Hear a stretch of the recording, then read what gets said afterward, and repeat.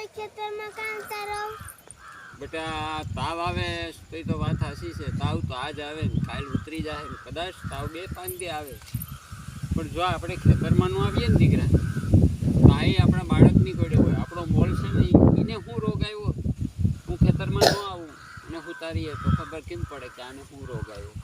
અને ખેતરમાં ખેડૂતનો દીકરો જ્યાં સુધી શરીર હાલે ને ત્યાં સુધી ખેતરમાં આવવું જ જોઈએ બેટા.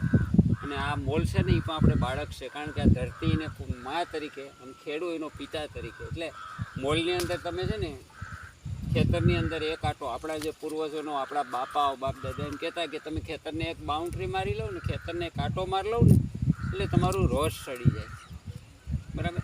અને ખેતરને એમ થાય અને મોલ ઊભો હોય ને એમ થાય કે મારો માલિક આવ્યો. એટલે નોકરી કરતા હોય તો તમે સીએલ મૂકી આપો, પણ આમાં ગમે એવા બીમાર હોય એટલે આપણે તાવ આવે. ઘણી વખત આપણે 2-4 દિવસથી ઘણા વિડીયો આપણે નથી બનાવતા, કારણ કે તાવ આવે, તને આવે, બેનને આવે, બધાને આવે, ભાઈને આવે.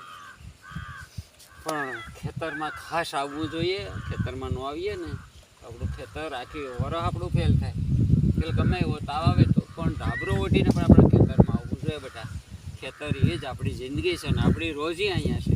એટલે ઘડીક જઈએ તો આમ મજા આવે. જામ પવનનું કેવો મોલ દેખાય છે, મન ખુશ થઈ જાય.